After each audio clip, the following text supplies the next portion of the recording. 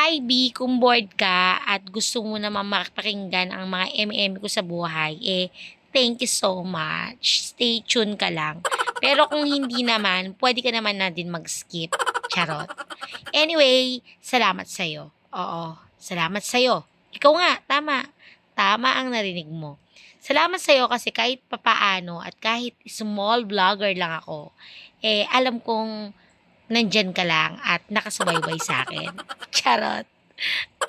Anyway, simulan na natin yung kwento. Ayun na nga, kung ikaw din nagtatry din kahit papaano na siyempre, alam ko naman na lahat naman tayo nag-iisip din talaga paano ba uunlad sa buhay.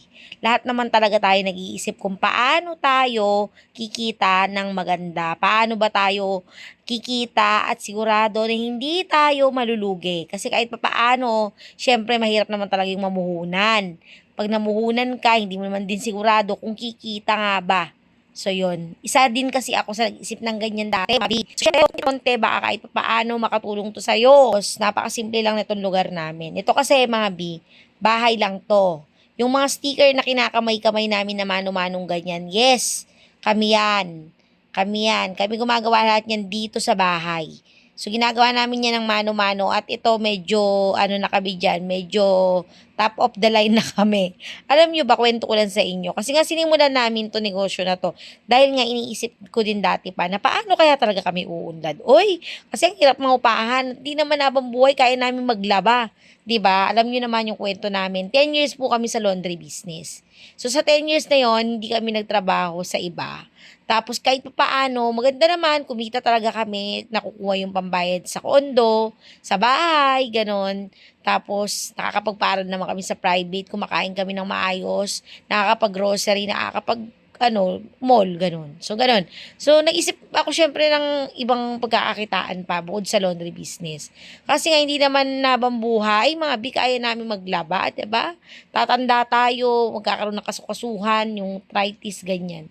So, yun, nag-isip talaga ako ng ano ba yung naka-line dito sa negosyo na to. So, ito nga yun. Nag-isip ako ng gumawa ng mga pabango ng damit, sabon, fabcon, ganun. Kasi nga, hindi rin kasi ganun ka-concentrated yung ginagamit namin. Sa loob ng isang dekada mga hindi talaga ako na-satisfied. Hindi naman madali itong ginawa ko kasi talagang inaral-aral ko. Ganun. Talagang inaral ko kasi marami rin naman gumagawa ng ganito kasi marami namang nabibili dyan ng mga DIY. Pero syempre, iba pa rin yung talagang tatangkilikin ka. Para tangkilikin ka ng tao, di ba? Dapat mabango, quality, ganyan. So, yun, talagang may kadakip na aral to. Talagang pinag-aralan ko. So, sa madaling salita, ayun na nga, mag-isip ka ng pagkakakitaan na sa tingin mo, kailangan ng market mo. So, ako dahil naglo-laundry business nga ako, at kailangan ko ng sabon, kailangan ko ng cologne, kailangan ko ng Fabcon, nag-isip ako na makagawa nito. Kasi sa ganitong paraan, kung hindi ko man maibebenta sa iba, magagamit ko. So, yun. Kaya sinimulan namin yan talaga sa bahay lang. Tapos, kung makikita nyo, nasa ibang apartment na kami. Kasi before, nasa condo kami mga B. Kung makikita nyo yung ibang vlog ko. Kasi nga, kaya umalis na kami doon, hindi na magkasya yung mga kaninang nasa labas na galon. Nasisita na kami. Kasi ang dami nang umuorder. Talaga naman sa awa ng Diyos. Ayun na nga. So, yung mga sticker na yan, yung mga ginagawa namin sticker, kami yung gumagawa niyan. Tapos before pa, tapos may mga umorder na siguro yung mga first customer na umorder. Hindi naman namin alam paano namin lalagyan ng sealed, yung parang foil, ganon. Ginawa namin ni Dada nun, pero yung uso nung galon, saka namin nilagyan ng goma. O, di ba? Ganun talaga, ganun ka-diskarte. Tapos, alam mo yun, nakakahiya, alam ko, pero hindi ko siya sinukuan.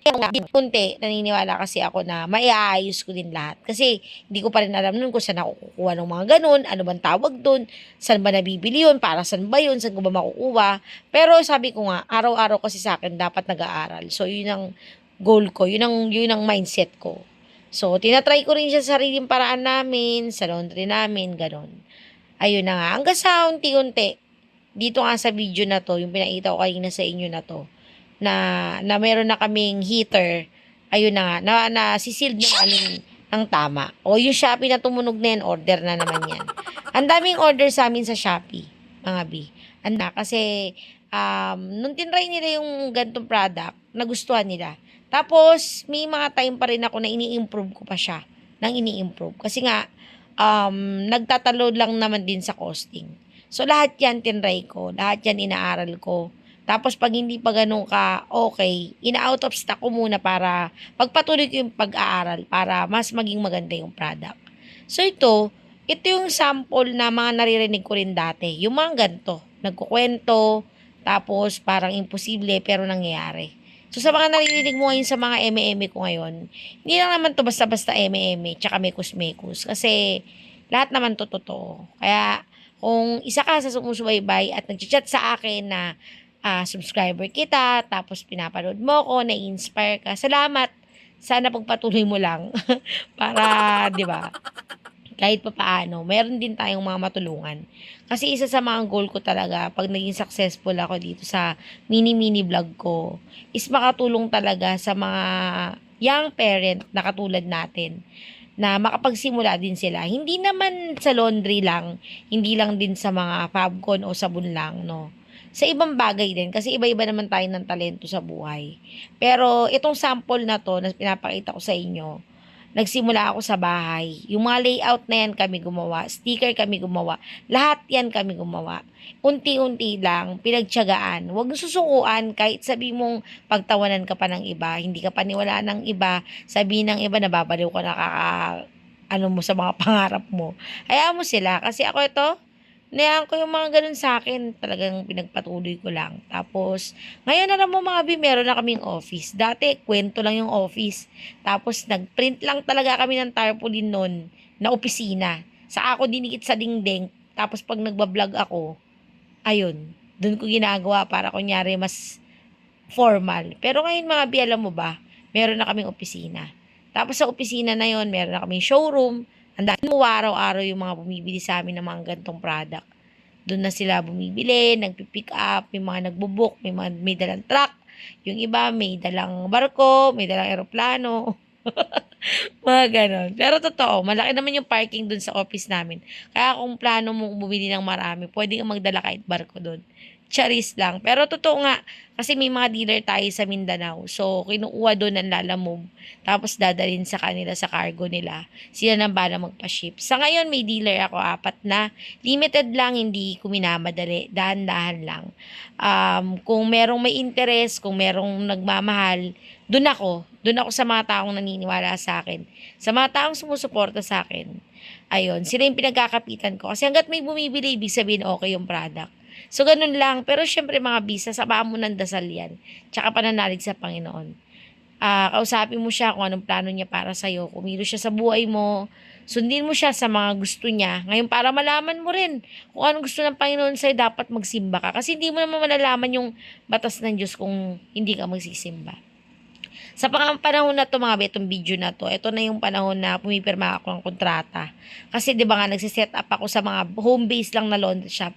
And this time mga bi, papasukin ko na yung mga stackable. That's why mga bi, 'di ba nga kung nakikita nyo, meron na rin tayong higher brand. Talagang yan talaga, napakalaking blessing sa akin na nakilala ko yung mga boss ko.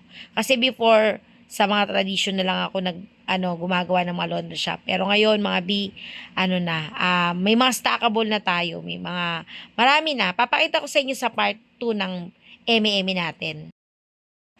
Kaya for more videos and update, mag-share and like, syempre mag-subscribe na rin kayo and follow na rin sa page para sa mga susunod nating drama, susunod nating mga eme-eme, mekus-mekus at kwentuhan. Dito lang yan sa Team JLEX Official. Maraming salamat mga B.